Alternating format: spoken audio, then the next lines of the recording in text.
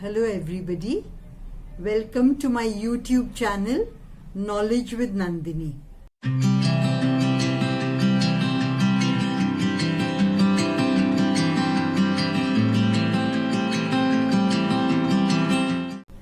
This is my 17th video. I hope you have seen all the earlier ones.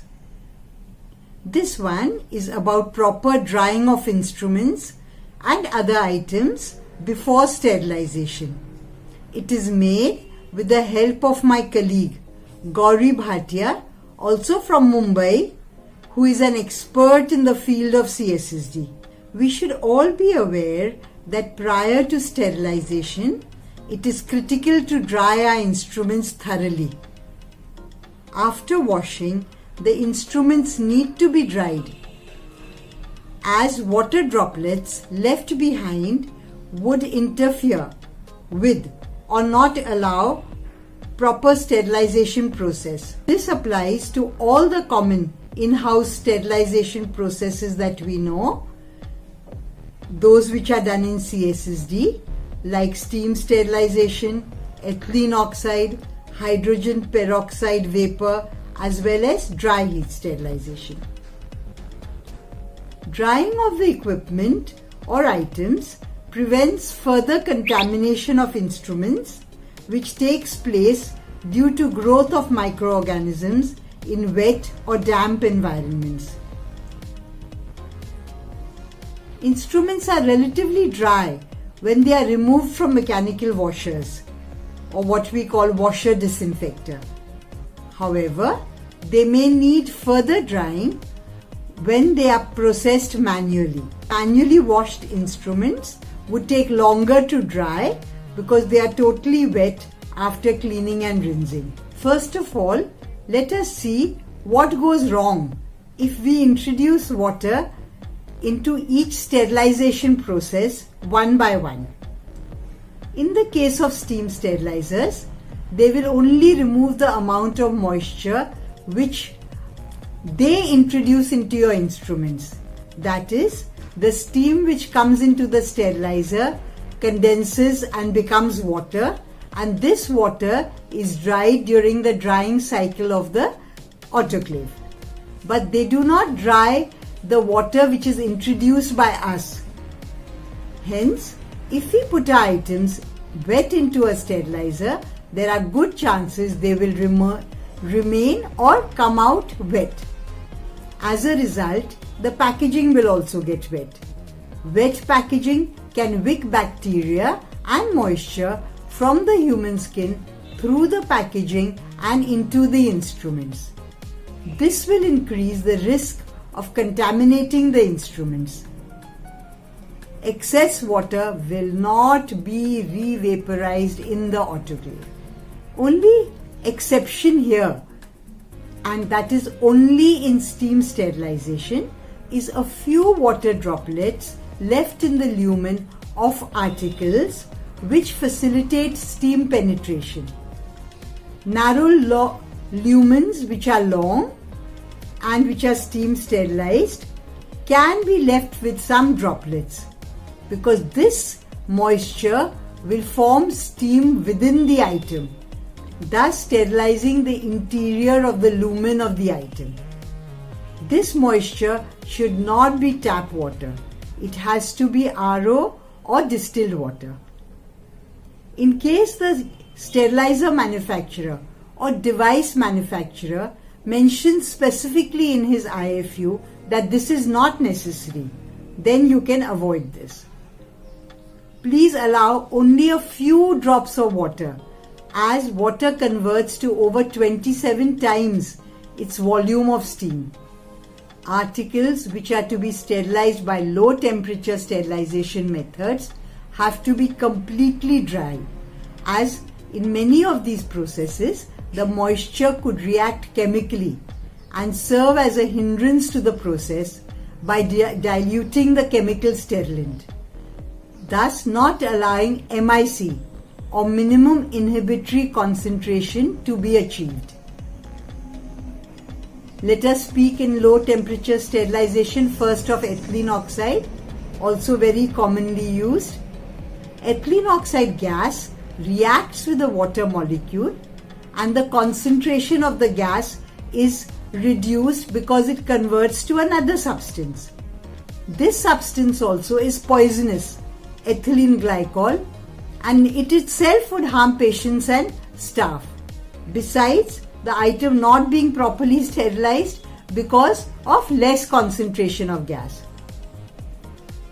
Coming to hydrogen peroxide vapor, the cycle may be aborted in some sterilizers if any moisture is present in the load. In many models, this abortion of the cycle may take place after the sterilant is dispersed or the sterilant cartridge is burst. Thereby, there is unnecessary expense due to wastage of the sterilant. And even if it is aborted before, there is a time lag in processing the load. We cannot afford any delay, as all of you very well know. Last method used in CSSD is dry heat sterilization, which is used very rarely, and because it involves electrical circuits and heating elements, I don't think it is wise to put wet items even in this. So I want to repeat for everyone, putting wet items in a sterilizer is a strict no-no, and drying is a very important step prior to sterilization. I will give you 4 approved common methods right away for drying your equipment, which are simple and can be used in any hospital. Firstly, we can keep the items to air dry, but this has to be done in a clean, dust-free place, not on the floor. I have seen myself items kept to dry on the floor in some units. This method can be practiced in the smallest setup, but it is not very practical as the drying would take a long time and the area needs to be very, very clean. Also, lumens would not get dried by this method. When instruments are air dried, the hinges, lumen and crevices still need to be dried with compressed air or with a cloth to achieve total dryness. Second method, very commonly used, dried manually with the help of a cloth. You can leave the instruments in the wire mesh basket in which they are washed for a little while to let the excess water drain. Many washing trays and baskets have a stand below for this purpose, that is to drain out the water. After the water has drained out somewhat, you can take the instruments out on a non-linting, clean, absorbent cloth which is kept only for this purpose. A clean cotton cloth or a cloth made of cellulosic material which should soak moisture easily and which does not shed a lot of fibers can be used for the purpose. It should be soft and pliable to access all areas, joints, etc. Third common method, widely practiced, is the use of forced or compressed air with the help of a gun-like handpiece with different sized nozzle attachments for different applications like tubings, hand pieces and other lumen items. The air needs to be clean, moisture free and oil free. Remember we are dealing with the washed instruments. Now washed and clean instruments should not get recontaminated. In the CSSD, the lubrication container would be kept empty as we do not want any oil to enter our washed items post cleaning. If we need to oil anything, we use special instrument oil for the purpose, which we will come to later. Forced air can also be used in the washing area to blow out dirt and debris, and in the preparation and packing area to help dry lumen devices and sets that are still wet. Yes, you heard right. Preferably the compressed air used for drying clean instruments should be placed in the preparation and packing area. If the device manufacturer, say for example of semi-rigid endoscopes, recommends drying, please refer to the IFU to see if there is a specific pressure that is recommended to prevent damaging the device. A pressure gauge has to be installed on the hose to monitor the pressure, or you may risk bursting tubings. It is also recommended to have available a set of adapters to fit various size lumens. Air should be available in the decontamination area to blow out lumens, as well as in the preparation and packing area to dry lumens and residual moisture on sets. This is what we already mentioned earlier. One very important point, AMI, the Association for Advancement of Medical Instrumentation, has replaced the term medical air by instrument air. The specifications of these are easily available on the net if you need more details. Your engineering department can organize this type of air. The fastest and the last method in terms of labor minutes, the easiest and the most preferred means of drying is using a hot air oven, simply called a dryer or a drying cabinet. This is the best method as it does not involve manual handling of the devices after cleaning. As well as you save labor because the only time you spend is to put the instruments in the dryer and to remove the instruments. You don't actually wipe them or spend any time. Older dryers were simply chambers like your cake ovens which were heated up.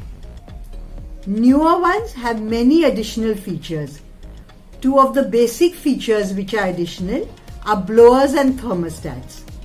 The blower maintains uniform temperature in the chamber to avoid a temperature gradient, or what we call a temperature drop, from the heater to areas away from the heaters.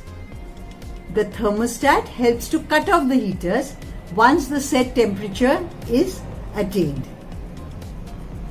Nowadays, we may get dryers which are jacketed for better insulation and prevention of heat loss. Specialized drying equipment are available for drying anesthesia and respiratory tubings. Generally, temperature settings for heat labile instruments is 60 degrees centigrade, and for instruments which are stainless steel or heat resistant, we can use up to 80 degrees centigrade or even higher. However, taking care while removing the dried instruments not to burn our hands by the hot trays. You might also drop the tray besides hurting yourself. So heat resistant or thermally insulated gloves can be used for the purpose. While arranging trays in the chamber, delicate instruments are kept separately in the uppermost rack so that no one stacks something heavy on top of it, and also so that they can be easily seen or spotted when we want to remove them. Heavy instruments should be preferably kept in the middle rack for ease of removal without straining the back. Sometimes assemblies need to be dismantled during washing. You all are aware of this.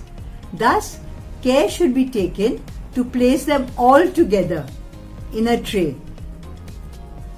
For very tiny screws, nuts, etc., we should use a receptacle-like bowl so that these don't fall from the gaps in the meshes of the racks.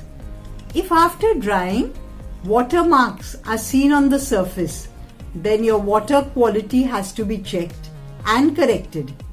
Mineral deposits are usually caused by the hard water if it is used in the last rinse. Some additional features of the newer models of the drying cabinets or hot air oven or dryer as we call it. They are available in single door or double door, even pass-through models. One door would open on the washing side and the second door would open on the preparation and packing side.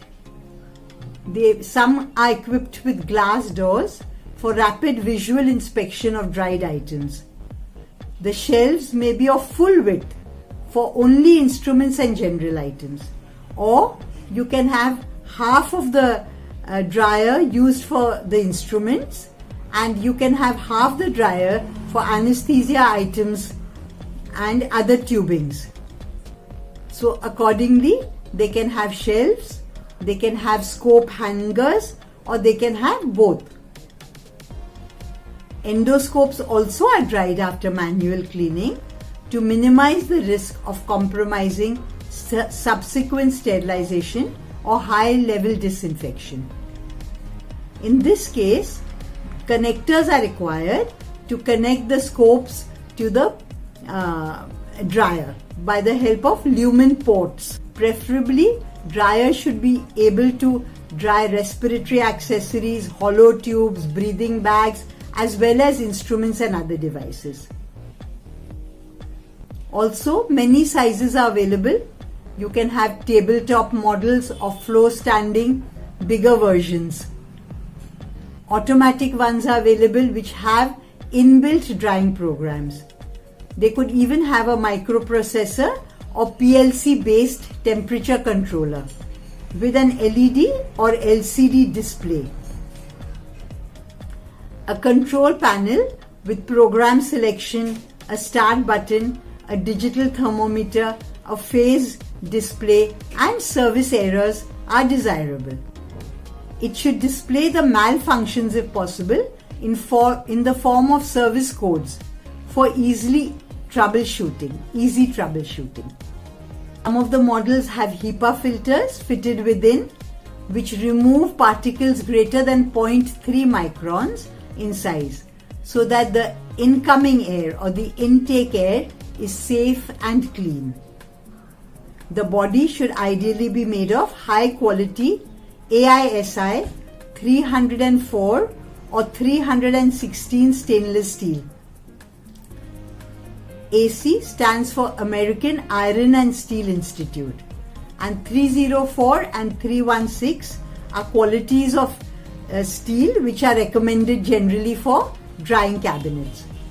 Preferably, your drying cabinet should be certified by an international standard organization like CE or ISO or any equivalent organization. Important point to be considered when purchasing new equipment is the after-sales service offered by the distributor or manufacturer.